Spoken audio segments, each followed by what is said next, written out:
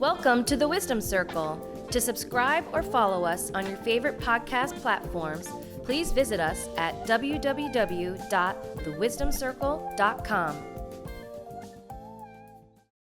The 60s and 70s, there was the Vietnam War, which was a disastrous time for our country. And most of us, if we weren't drafted, were against it. But it was in Vietnam and it was on the news, and you're 16 and you're not watching the news. So in some ways, it was such a safe environment.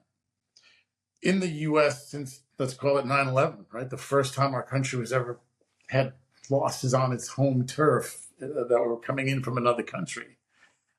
Started the ball rolling, and then you've got kids taking active shooter drills. So when you say they're different and they've grown up differently, they really have. And I think that's where, you always try to look for the silver lining, because God knows these are some tragic things that have happened, but it might have been what was needed to bring the younger generations up to thinking more about, working to live, not living to work. And it sounds like you were right on the cusp of that. Yeah. Yeah. I mean, I think I probably still fall in the camp of, I think maybe now I think of that a little bit more. I think when I was, first coming out, it was, I still have a tremendous amount of ambition. I do. Yeah. But I think that it's also got to work with, as Tony knows, you both know, I have 3 kids, right? That stuff, that's my biggest priority, right? So making sure that you sort of have that rounded view of life. But I do think you're right. I think social media, the kids are growing up, but that's creating a whole other set of problems, but also awareness in a generation that maybe before didn't have that awareness, right? We didn't have the mechanisms. I mean, you can watch local or, nighttime news, but you're right. We weren't doing that necessarily as kids growing up. Right. Whereas you can't avoid news now, fake or otherwise, or real. Yeah. Right? But that's another bombardment. So I think they're seeing things and maybe aware of things like climate change and things like that are making them way more aware of their place in the world a little bit. Yep. So there's I guess that's where I'm at. It's like, okay, and you said earlier, is that good? I don't know. The Pollyanna wonder years of, open doors, leaving your bike in the sidewalk, staying out till it got dark, because that's how you knew when you had to be home. That had a certain innocence to it, but I'm not sure that we maximized that opportunity. And yet, because it wasn't focused on getting older, it wasn't focused on how I bring that into a career. Right. Really interesting. So talking about doing good, you hinted on a few things that AWS is doing, particularly on the health side. So let you spend a little time promoting the good work you're doing with the AWS, with the leagues, and how you're helping athletes, et cetera. I love this. So the National Football League has been collecting a lot of this data. And so last season was the first season that they made their digital athlete portal available to all 32 clubs. And that's a collection of, it's 500 million points of data per week, right? It's video data, it's training data, it's tracking data. And so each team has this portal where they can see, there's a dashboard flagging, hey, these players are at risk of injury, right? So get to them and remediate, work on load management, work on the training regimen. and whether or not this is causal, who knows, but last season there were 700 fewer missed games by players. And I think it's because people got, hey, we can get to these guys earlier and prevent injury from occurring. What's also super interesting, though, is with this data collection, you understand which plays are more dangerous or injurious, right? So hip drop tackle, and that's when, somebody grabs somebody from behind, falls on their legs, right? 20x the injury rate on a hip drop tackle play. So this season, drop tackles are banned. You can't do that anymore, right? Well, you can and get fined, right? So they're trying to, eradicate that from the game. We saw the dynamic kickoff rule change this year, right? And that's because the previous incarnation of the kickoff caused 4 times the number of concussions, 2x the number of injury rates that a normal play would. And it was sort of a throwaway play too, right? You weren't getting the exciting kickoff returns necessarily. So that has improved dramatically too. I think it's still a little bit of work in progress, but that's the cool thing about AI and ML and tech and things like that is you can run these simulations. They ran, 10,000 seasons worth of simulations against all this data to be able to see like what would happen if we changed the rule this way or that way. So that's what I think is really exciting. And there are some people who will say, traditionalists, right, don't change the game. It's been this way forever. Yeah. Yeah, but if it's harming players and we know it's harming players, that's an abdication of responsibility and duty there. And who wants that, right? Players want to be safe. The owners want they're paying a lot of money for these guys. They want them on the field. Fans want their favorite Well, so players. do the fans, right? What I was going to say was that when you change something, I'm trying to think of an analogy, but I won't. What you see on the screen are a bunch of beautiful uniforms with a lovely field and a background stadium. And do you really notice, like, oh, he could have done a hip drop tackle, but he didn't? Right, no.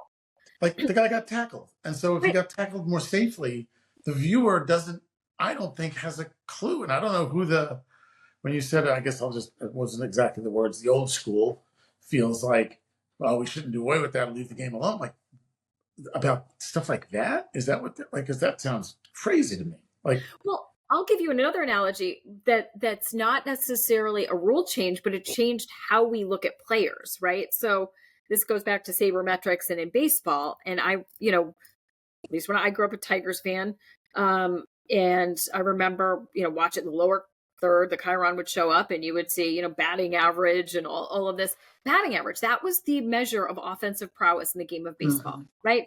Then Moneyball comes around sabermetrics, and you start realizing, hey, whether or not a player can help us win is determined upon whether or not they get on base. Doesn't matter how they got there, right? So now all of a sudden you have the measure of offensive prowess not being batting average, but on base percentage and on base plus slugging. So those are the metrics you see in the lower third now. And you are bringing, the poster child on this was Kevin Youkilis, right? Where it's like, oh, maybe he didn't look like a baseball player or whatever. That guy got on base, right? And so you started like scouting and recruiting people or scouting people in a much different way, right? Yeah. And so I think the game can and should evolve. That's what's interesting about it. So whether you're making somebody safer, whether it's helping us understand it better, and I will say the understanding it better, it's not just how do we scout players who take walks or whatever. It's also, how do we impart parts of our game to people who are new and maybe want to be brought in but don't understand it? American football, globalization, you guys know this is a huge part of sports right now. Leagues trying to get out there and grow their fan bases outside of their home country. Well, American football, that's a little hard because this is a complicated, fast-paced game to explain, right? So can we use analytics to explain this sport to new fans, right? So they don't feel stupid or intimidated watching that. And the more you use things like next gen stats, like the NFL has, or NHL Edge IQ, which is the NHL's version of it, or Bundesliga has Match Facts, F1 has F1 Insights, right? You use this data to engage the fan, help them feel smarter about their watching. Smart fans who feel smart about what they're watching will watch more of what you're selling, right? Absolutely. So I think it's, there's an awful lot of science and math and AI, ML, CV, all of this stuff that goes into these analytics. But the magic is in the art applied to the science, the storytelling. So why does this, right? Yeah, I'm going to give you my pitch, which I gave to the NFL back when I was still at Telemundo on the Spanish language side. Very intimate with FIFA and the World Cup. So you've got the NFL trying to go everywhere on the planet except the U.S. because they're there. And you have FIFA, who's everywhere else on the planet, but not in the U.S. And if you put those two things together by 2026, when the World Cup is in the U.S. or start, and then take it from there, yes, that's a globalization play that it's too complimentary to ignore. Yeah. Right? Like, how do you say, okay, I got this guy who's got the entire planet but the U.S. This guy's got the U.S. and not the entire planet. Yeah. And not say, hey, we should talk. Yeah. And the analytics, and the thing that you're saying that's blowing my mind today is how analytics, it's not about the sales guy to the buyer. It's really not about like generating revenue through relationships and rating points and hospitality. It's generating revenue, you've said it a few times on the show, through data and analytics, and maybe arming the sales guys for those buyers who actually are buying through analytics. But it's almost like this kind of phase of the moon that's like how data is overtaking just not celebrity in the global sense, but kind of like the cool stuff of ad sales. It's just, it's hard to just be cool now and make a sale. You got to have something behind it. You know, did they just take out a lease on a car 6 months ago? Are they planning to buy a house? And you get all this. Yeah. No, I mean, it's affecting all parts of that ecosystem. The, the sales ecosystem from, what data are we providing the fans? How do you, there's so much application for it. And it's exciting, right? But I think that when you start thinking about that in-game data, I remember it was interesting because I did a deal when I was at ESPN with Second Spectrum in that data space. And my problem was I couldn't quite come up with a business model while I was at ESPN to justify why we were spending this incremental money, other than because it was good for the fan, right? But when I went to Second Spectrum, I was like, I want to see if I can solve that from that question I had at ESPN. Like, what do we do? How can we commercialize and sell this data, right? What is the commercial application? And we did a really cheesy mock-up of this. And I'm going to tell it to you, it's just illustrative, right? We actually know in real time what is happening in this game with this tracking data. So if we know in real time, because the caveat is I don't want to sell an ad, I already have ad units that I want incremental. I want something new. I can already sell my ad units without incurring the expense of the data. So how do I create something new? We know it's a dunk. We know the millisecond it's going through the hoop that it's a dunk.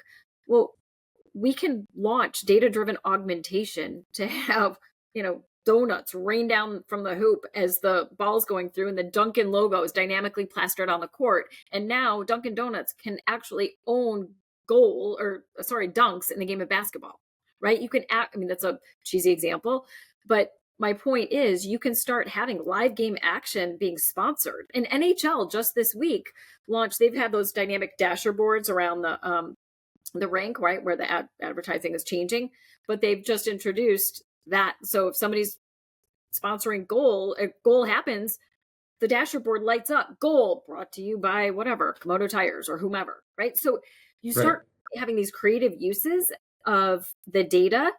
And I would say that then you can actually produce also all these alt broadcasts that we're seeing now too, the data-driven broadcast, the influencer broadcast, the Toy Story version of the NFL, the Big City Greens version of the NHL, right? That's just sort of growing the universe of people who can be brought in, but also advertising and sponsorship opportunities. Yeah, that's great. So you need to be an A+ student. The C+ students are not going to make it in sales, Tony. No, we're dead. No, not at all. Oh, days are A+. Well. But I mean, I still think it's that collaboration and that creativity too, right? It's like you still have to have relationships. It's not, because I get that question a lot too, which is, isn't this data sort of dehumanizing everything? And like, what do we, are we just placing ads with bots and all of this stuff? And are we, no, right? These are tools in our toolkit, right? You still have to apply these. You still need people to be thoughtful and strategic and all of that. Right. It's just one more thing that helps us. Yeah, very cool. So, Julie, we have probably about another 2 or 3 minutes, so we try to be sensitive to time so our viewers don't turn us off. So I know, I've been rambling. Sorry. No. That was just prefacing.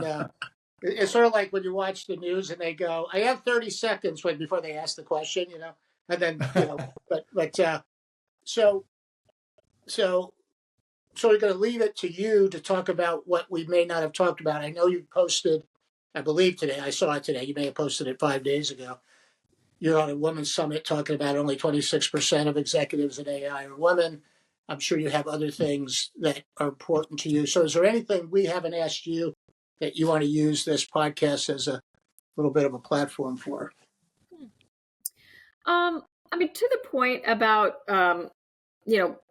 women in this space, if that's where you want to go with this. It's funny, I was at a conference this past week and I moderated a panel about women in sports. And I'll just say, I don't ever, I like those sort of conversations to be like this one. You're not asking me like, how are you as a woman actually, doing, Right. your job in this space? I think that's some of it. People ask me to moderate panels with women and they give me those sort of questions. Tell me about, the struggles you've had to overcome, the challenges, like, of course. But that, that is then distracting from the fact that I know what I'm Exactly. talking That about. pulls you back to being a woman as opposed Yes. to an executive, which is I what don't you want are. a gender modifier, right? Right, So I right. just want to be a good professional executive, whatever. Exactly.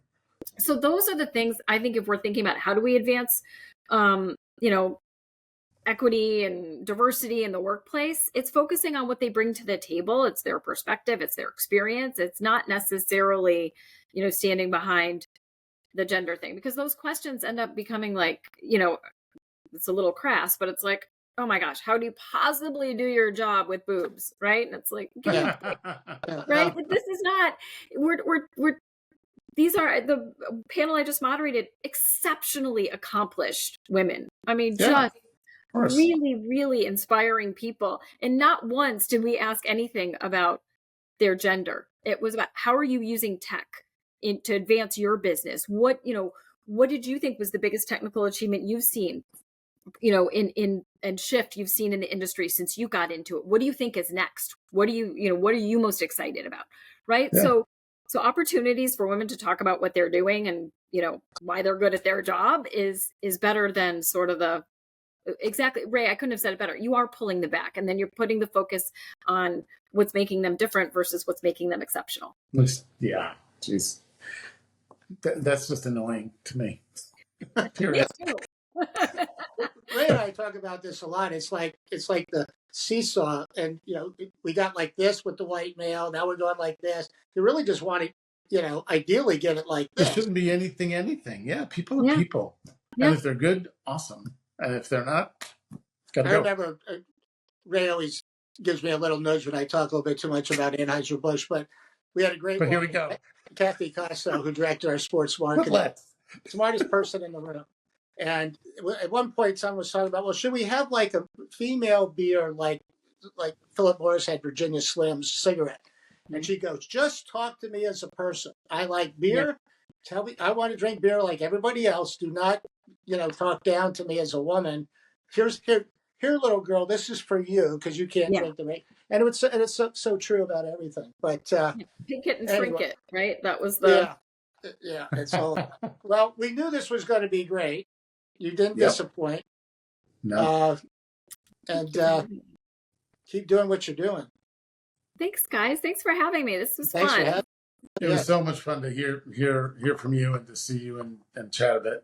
And look forward to seeing you again. Yeah, hopefully I'll see you guys in person soon. You, Tony, Who I'll see you knows? in 2 weeks. Yeah. Thanks, Julie.